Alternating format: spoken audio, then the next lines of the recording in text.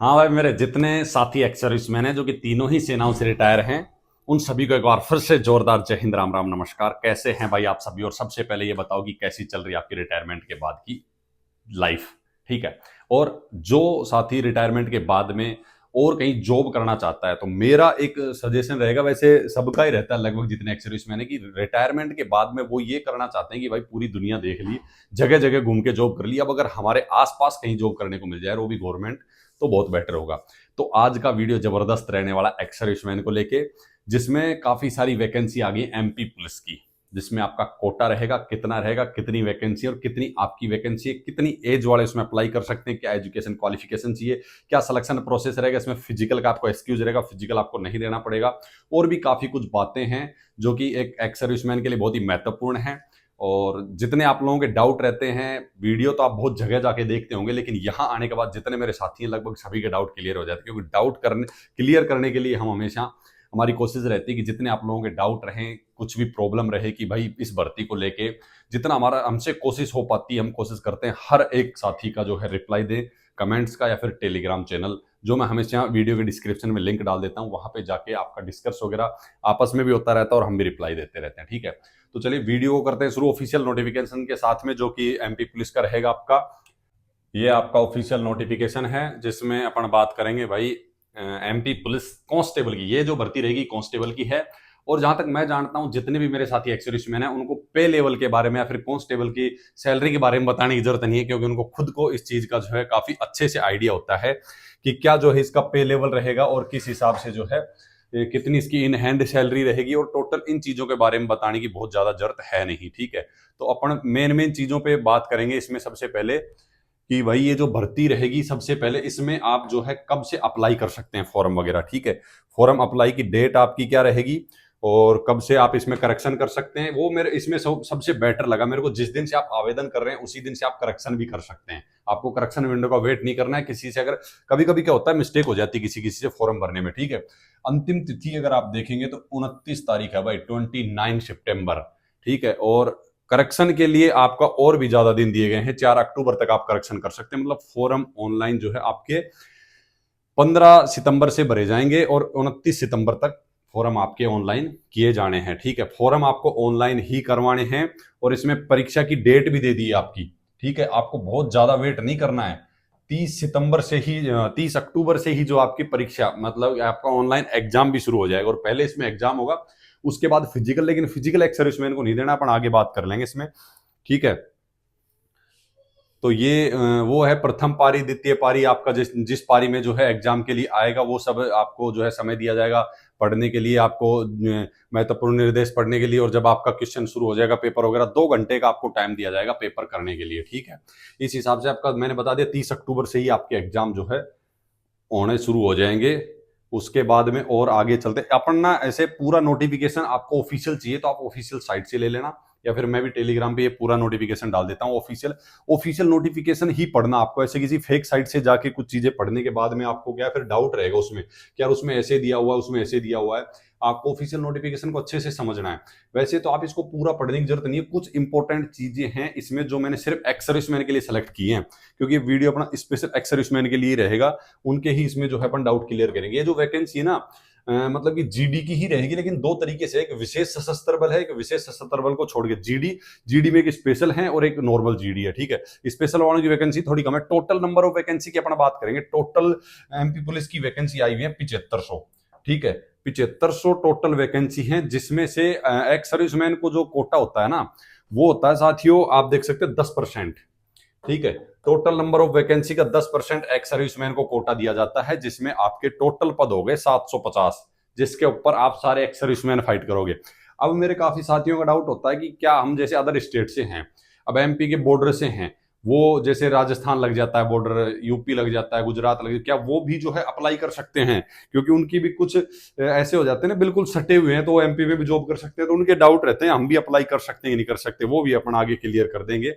ठीक है। उसके बाद में इन पद को डिवाइड किया गया, एक विशेष सशस्त्र बल में और एक विशेष सशस्त्र बल को छोड़ के। ठीक है। तो उसमें आप देख लेना आपको किस में भरना ज्यादा सही रहेगा। मेरे को तो लग रहा है कि भाई इसको नॉर्मल वाले से भरना ज्यादा सही रहेगा, क्योंकि काफी हार्ड जॉब तो आपने कर ही ली है, थोड़ी सॉफ्ट ही ठीक रहेगी। बाकी आपकी मर्जी है, अपना अपना अपनी चॉइस होती है, उस हिसाब से आप देख लेना। अब ये आ जाता है कि इंपॉर्टेंट नोट एक्स सर्विसमैन के लिए इसमें, ठीक है। फॉर्म भरने की डेट होगी, आपकी टोटल वैकेंसी होगी, सैलरी के बारे में बताने की जरूरत है नहीं आपको।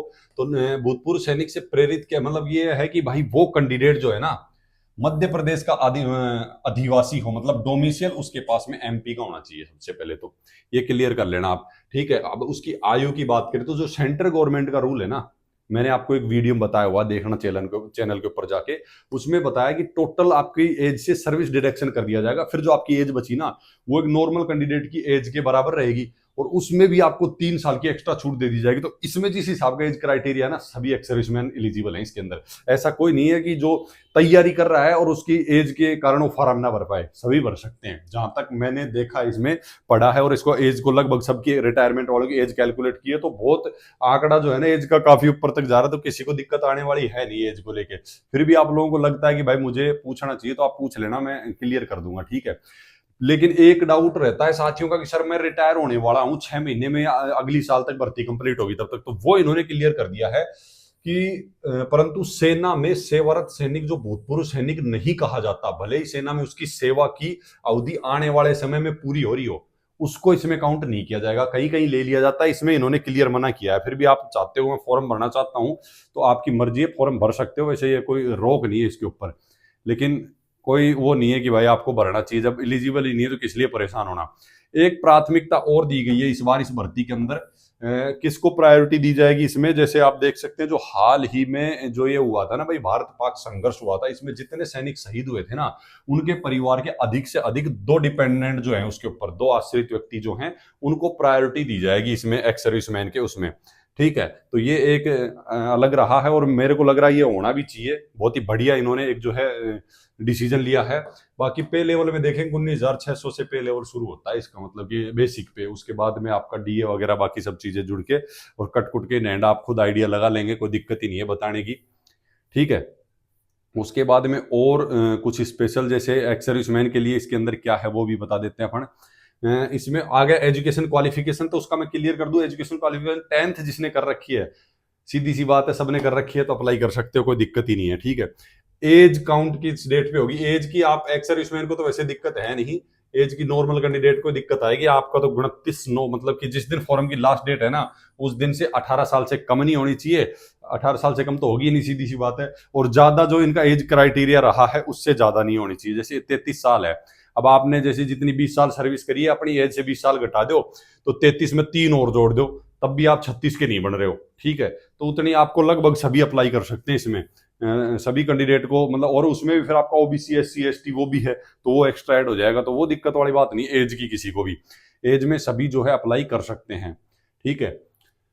उसके बाद में आ जाता है भूतपूर्व सैनिकों के लिए आयु में छूट, मैंने क्लियर कर ही दिया यार, आयु का देख सकते हैं वही है, सेंट्रल गवर्नमेंट वाला रूल है ये, वही जिस पे मैंने वीडियो बनाया हुआ है, तो उसके लिए आप ज्यादा टेंशन ना लें, ठीक है। उसके अलावा भाई ये क्या नोट दिया हुआ है मैंने मार्क किया, मतलब इसमें भी कुछ इंपॉर्टेंट, किसी भूतपूर्व सैनिक ने यदि अतीत में किसी शासकीय सेवा में शामिल होने का लाभ उठाया है, अगर आप पहले से किसी जॉब को ले चुके हैं आपके स्टेट के अंदर, तो आपको जो है कोटा नहीं मिलेगा, ये यही कहना चाह रहे हैं, और इसके बारे में ऑलरेडी बता चुका हूं। बाकी जो कैंडिडेट पैरामिलिट्री वाले हैं ना, देखिए सीआरपीएफ बीएसएफ आईटीबीपी वगैरह वाले हैं, उनको जो है जितने मतलब कि उनका स्टेट का पुलिस बल वगैरह है, जितने पुलिस बल हैं, उन सभी के जो सदस्य हैं ना, उनको आयु सीमा में कोई छूट नहीं दी जाएगी, भाई वो सोचे हम आयु सीमा में छूट लेंगे, हम भी अप्लाई कर लेंगे एक्स सर्विसमैन कोटे की तरह, तो उनके लिए नहीं है लाड दो ये, ठीक है। परीक्षा में इसका क्या सिस्टम है, फिजिकल में आपको रिलैक्सेशन दे दिया जाता है, फिजिकल आपको नहीं करना है, जैसे ये मैं ऊपर ही आपको बताना भूल गया था, ऊपर ही इन्होंने क्लियर दिया हुआ है कि जो एक्स सर्विसमैन रहेंगे ना, उनको शारीरिक दक्षता परीक्षण में छूट दी जाएगी, वो छूट के पात्र रहेंगे। अब उसमें ऐसा भी है, अगर फिजिकली करवाते भी है ना, काफी बार ऐसा हो जाता है नोटिफिकेशन में ऐसे दे दिया जाता है, और फिजिकल टाइम में तो उसमें आपको वैसे भी रिलैक्सेशन मिलना है, क्योंकि एज क्राइटेरिया के हिसाब से फिर आपको दौड़ाया जाएगा। नीचे मैं आपको दिखाऊंगा, उसमें दिया हुआ है किस एज के हिसाब से कितने क्या क्या टाइम में कितने कितने मार्क्स दिए जाएंगे, उस हिसाब से आपका रहेगा। फिर भी आप अगर अच्छा दौड़ पाते हो तो उस हिसाब से आपके मार्क्स रहेंगे। बाकी इन्होंने क्लियर दिया हुआ है इसमें, नीचे भी इसके बारे में बात कर रखी है कि भाई उनको जो है फिजिकल में रिलैक्सेशन रहेगा एक्स सर्विसमैन वगैरह को।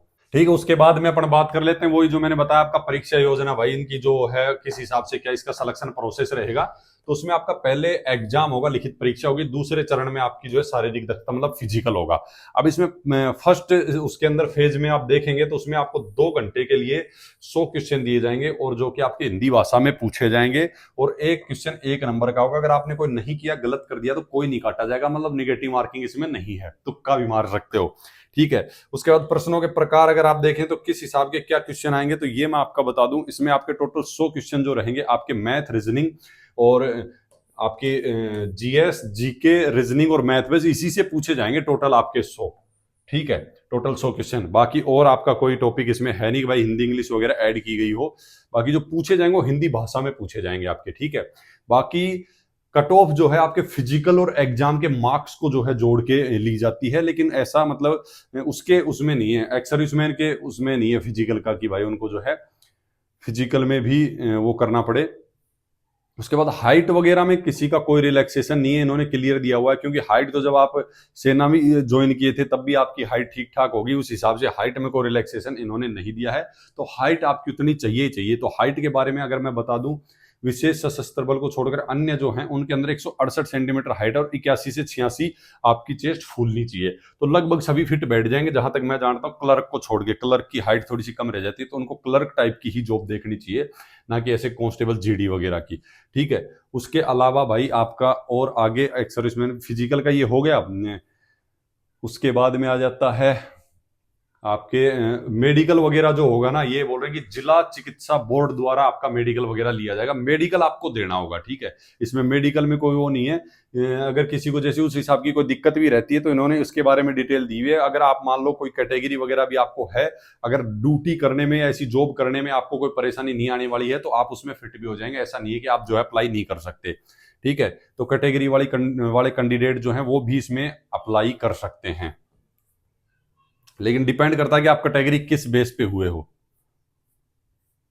ठीक है। उसके बाद में आ जाता है डॉक्यूमेंट्स में, सारे डॉक्यूमेंट्स वही हैं, बस एक चीज आपकी एक्स्ट्रा रहेगी। जैसे आप इसमें देख सकते हैं जितने डॉक्यूमेंट आपकी, भाई एजुकेशन सर्टिफिकेट हो गया।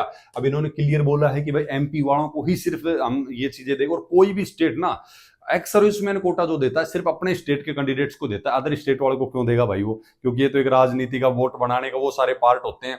ठीक है। तो अपने स्टेट वाले उनको भर्ती करेगा, तो अदर स्टेट को इन्होंने भी कोटा नहीं दिया है। और इसमें इन्होंने क्लियर किया है कि भाई भूतपूर्व सैनिकों के मामले में मध्य प्रदेश आदिवासी, मध्य प्रदेश का जिनके पास डॉक्यूमेंट है, उसके साथ में आपको सेना की सेवा का प्रमाण पत्र, ठीक है, जो आपने भाई आपको आपने सर्विस की है, रिटायरमेंट हो गए, तो वो सारी चीजें डॉक्यूमेंट आपके हैं, वो एक एक्स्ट्रा लगेंगे। बाकी सारी चीज डोमिसियल हो गया आपका, कास्ट सर्टिफिकेट वगैरह हो गया, और आपका आईडी होगी, मतलब आधार कार्ड वगैरह हो गया, फोटो वगैरह, वो सारी चीजें जो हैं लगेंगी। कोई स्पेशल ऐसा नहीं है कि भाई कुछ आपको और स्पेशल ले जाना, इसके अलावा ये आपको एक एक्स्ट्रा चाहिएगा।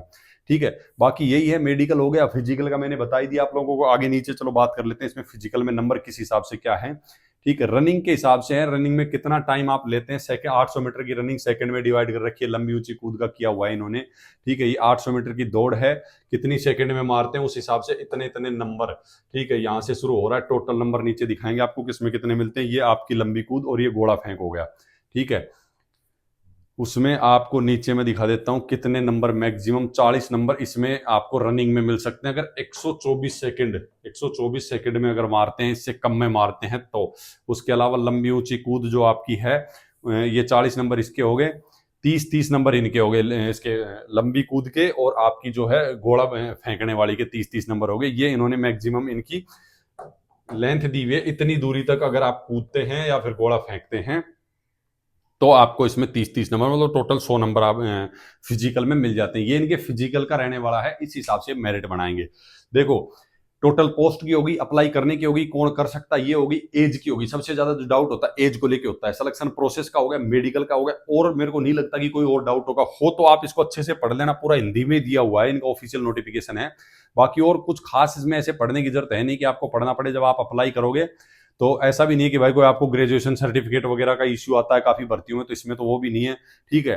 बाकी और कुछ इसमें ऐसा है नहीं जो आपको पढ़ना पड़े। कुछ इंपॉर्टेंट वैसे इनके वो ही हैं कि भाई कुछ महत्वपूर्ण जानकारियां, कुछ बिंदु है जिनको ध्यान रखना चाहिए भर्ती देखने से पहले। आपको क्या डॉक्यूमेंट लेके जाना है, ठीक है, वो सब मैंने बता दिया। बाकी क्या क्या आप एग्जाम हॉल में लेके जाएं, पेन वगैरह, वो सब चीजें हैं जो एक बेसिक इन्फॉर्मेशन सबके पास में होती है, ठीक है। फिर भी आप लोगों को लगता है कि भाई कुछ चीजें छूटी हैं या आप लोगों को पूछना है या कोई डाउट हो, कुछ भी हो, भाई क्लियर कर लेना, कमेंट कर लेना, टेलीग्राम पे जाके वहां भी डिस्कस कर लेना। बहुत से साथी जुड़े हुए हैं, ठीक है। इस वीडियो को रोकते हैं यहीं पे, फिर से जबरदस्त वीडियो, जबरदस्त जानकारी के साथ। तब तक के लिए सभी को राम राम, नमस्कार, जय हिंद।